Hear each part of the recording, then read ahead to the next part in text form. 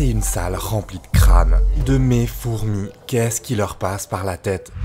Bon, celle-là, plus grand chose, mais les autres, je suis hyper inquiet. Est-ce qu'elles vont s'en prendre à la reine? Ça serait une catastrophe. Surtout que la colonie est en petite forme.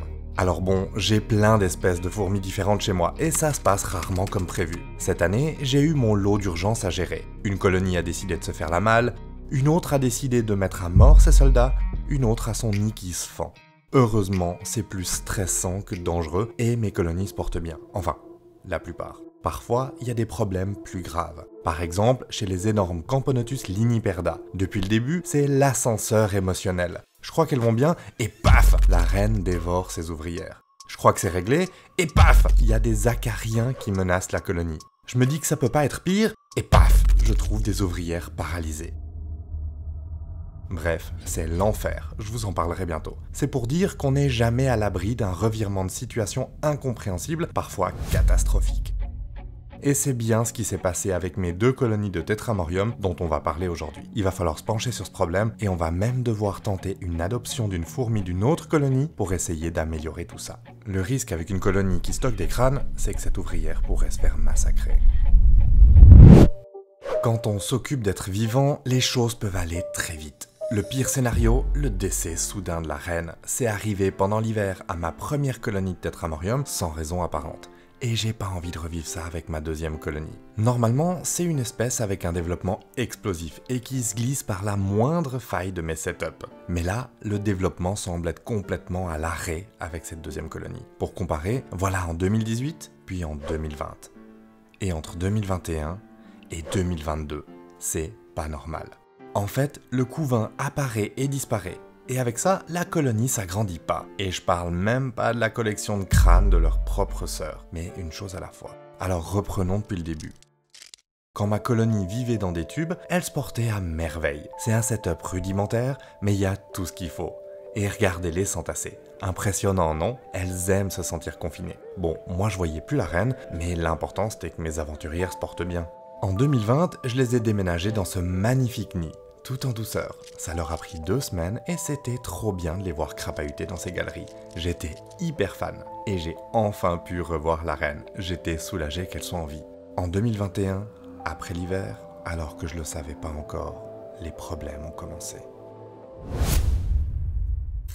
Regardez-les, tout entassés dans l'air de chasse. Je dois commencer à faire preuve de créativité pour changer l'abreuvoir et on parle même pas de le remettre en place. Ça devient ingérable. Est-ce que c'est de là que vient le problème? Dans le doute, je leur prépare quelque chose de plus grand. Elles vont être complètement chamboulées quand elles verront qu'elles ont perdu tous leurs repères. Attention, quelle énergie! Tout de suite, une poignée d'aventurières se rue à l'extérieur, prêtes à braver les dangers et à défendre la colonie. Trop bien. Sauf qu'au fil des mois, je pressens un problème. Là où l'autre colonie m'a fait transpirer non-stop avec ses tentatives d'évasion répétées, au point où je commençais à plus savoir quoi faire, cette colonie ne fait rien. Elle reste sagement dans le setup. Je devrais être soulagé, mais venant d'elle, c'est hyper inquiétant. Pour moi, ça veut dire que mes aventurières ne cherchent pas plus de nourriture que ce que je leur donne. Et normalement, c'est des affamés qui cherchent à faire grandir la colonie autant que possible. C'est quand je regarde dans le nid que je comprends ce qui se passe. Le couvain est réduit. Et parfois absent. Le pire, c'est ça, des crânes. Pourquoi elles font ça? C'est pas la première fois que ça m'arrive. Chez mes Camponotus Fetchenkoi, j'avais constaté cette année que des ouvrières s'en prenaient aux soldats, et je retrouvais régulièrement des restes de leurs cadavres. C'était insoutenable. Vous avez été plusieurs dans les commentaires à suggérer que c'était pour se nourrir. J'ai aussi trouvé des crânes chez mes Lasius emarginatus il y a longtemps, sur les larves. Et j'ai aussi constaté ce problème de cannibalisme chez mes Camponotus liniperda. Ça donne l'impression que c'est normal, mais j'arrive pas à l'accepter. Alors, est-ce que mes Tetramorium s'y sont mises aussi? Elles auraient mangé leur sœur? Non. Pourquoi faire? Elles cherchent pas plus de nourriture que ce que je leur donne, et le couvain n'est pas assez grand pour exiger de tels sacrifices. Et surtout, si elles se mangent entre elles, qu'est-ce qu'elles vont faire quand je leur ferai adopter une ouvrière d'une autre colonie tout bientôt? Ça sent le drame. Le mieux, ça serait sans doute de les déménager. D'habitude, dans ce genre de situation, j'y vais un peu bourrin. C'est impressionnant à voir, mais elles sont solides. Sauf que là, je vais pas pouvoir faire ça. Il faudrait arracher la vitre et je le ferai qu'en dernier recours. Avant d'en arriver là, une dernière option me vient. Je vais leur faire adopter Paulette. Attendez que je vous explique. Paulette, c'est une aventurière particulièrement fougueuse qui vient de l'autre colonie de Tetramorium. Elle a perdu sa reine durant l'hiver et je l'avais relâchée avec toutes ses sœurs dans cette plante pour qu'elles y terminent leur vie paisiblement. Quand j'ai retrouvé Paulette, après des semaines de recherche, je l'ai vite attrapée. Elle a vécu trop d'aventures pour finir sa vie comme ça. Je vais lui faire rejoindre ses cousines dans l'autre colonie pour qu'elle les aide. Sauf que les risques sont énormes, même si elles sont de la même espèce. Et oui, Paulette et ses cousines sont de 2 colonies différentes et n'ont du coup pas la même odeur de colonie. Notre aventurière risque d'être considérée comme une ennemie et se faire laminer dans la foulée. Surtout qu'elle mange déjà leur sœur. Il faut qu'on trouve une feinte. Je tente une vieille astuce dont j'ai entendu parler. Tremper Paulette dans de l'eau pour enlever l'odeur. Ça fait peur à voir, mais aucun risque qu'elle se noie. Les fourmis ont un système respiratoire différent d'une autre.